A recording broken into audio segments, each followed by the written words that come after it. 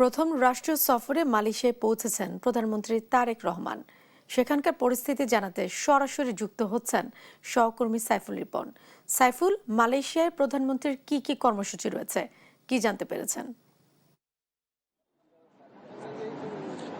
Jessica, প্রধানমন্ত্রী তারেক রহমান কিন্তু ইতিমধ্যেই মালয়েশিয়ায় কুয়ালালামপুর বিমানবন্দরে অবতরণ করেছেন এবং তিনি যে কোনো সময় এই আমরা ঠিক যেই হোটেলটির সামনে দাঁড়িয়ে রয়েছি, সেই সাংগ্রিলা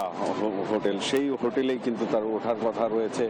এবং কিছুক্ষণের মধ্যেই প্রধানমন্ত্রী তারেক রহমান এই হোটেলে প্রবেশ করবেন বলে আমরা জানতে পেরেছি এবং স্থানীয় সময়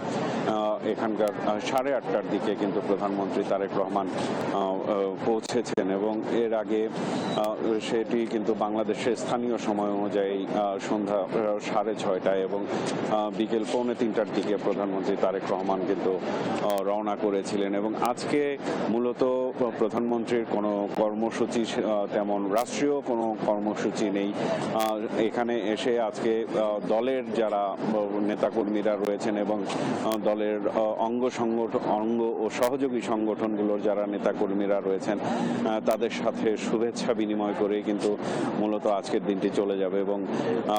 আগামীকাল সকাল থেকেই কিন্তু প্রধানমন্ত্রী তারেক রহমানের রাষ্ট্রীয় যেই কর্মসূচি, সেই কর্মসূচিগুলো রয়েছে এবং প্রধানমন্ত্রী কাল সকাল 8:30টার দিকে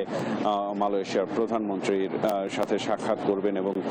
পরবর্তীতে আমরা যতটুকু জানতে পেরেছি দুই প্রধানমন্ত্রীর পক্ষ থেকে কিন্তু তারা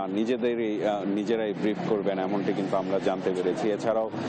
মন্ত্রী পর্যায়ের দুই দেশের মন্ত্রী পর্যায়ের বৈঠক হবে আলাদাভাবে এবং সে বিষয়েও কিন্তু সংবাদ সম্মেলন করা হবে বলে আমরা জানতে পেরেছি এবং এই সফরের সময় কিন্তু 3টি সমঝোতা স্মারক এবং একটি নোট আকারে যে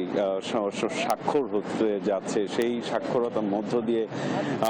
মালয়েশিয়ায় বাংলাদেশের বিনিয়োগ এবং দুই দেশের পারস্পরিক যে স্বার্থ সংশ্লিষ্ট যে বিষয়গুলো নিয়ে সামনের দিকে এগিয়ে যাওয়া, সেই বিষয়টি আরো দৃঢ় হবে এমনটি কিন্তু প্রত্যাশা করছে। এছাড়া দীর্ঘদিন ধরে যেই মালয়েশিয়ার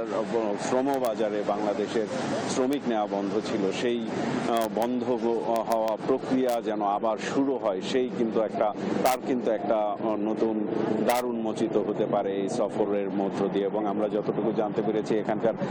প্রবাসী যারা বাংলাদেশিরা রয়েছেন তারা কিন্তু ভীষণভাবে উচ্ছ্বসিত এবং তারা যেটি বলছেন, এখানে যারা অবৈধ শ্রমিক রয়েছেন তাদের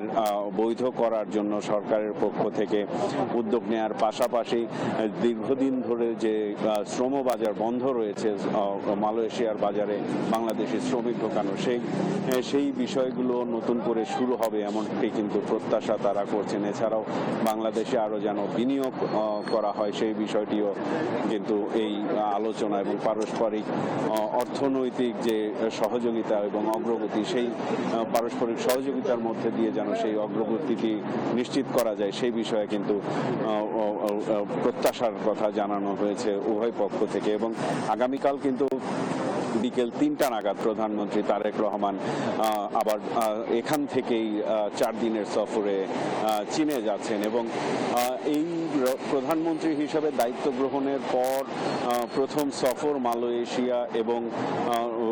তার পরবর্তী সফর চীন এবং চীনেও কিন্তু সেখানে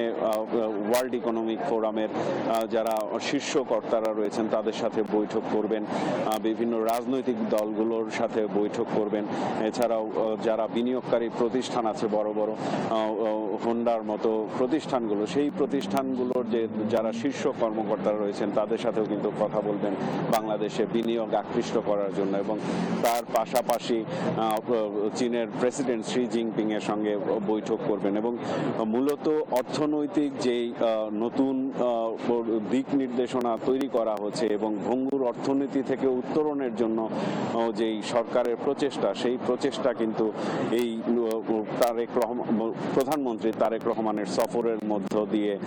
সেই অগ্রযাত্রা নতুন একটা গতি পাবে এমনটি কিন্তু প্রত্যাশা করছেন। এছাড়াও ভূ রাজনৈতিক দিক থেকেও এই অঞ্চলের যে নিজেদের মধ্যে জোট এবং নিজেদের মধ্যে পারস্পরিক সহযোগিতার জায়গা থেকেও কিন্তু প্রধানমন্ত্রীর এই সফরটি কিন্তু এই দুই দেশেই মালয়েশিয়া এবং চীনের দুটি দেশের সফরই কিন্তু খুব গুরুত্ব বহন করছে এবং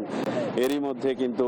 কিছুক্ষণের মধ্যেই কিন্তু প্রধানমন্ত্রী তারেক রহমান এই হোটেলে প্রবেশ করবেন। জেসিকা।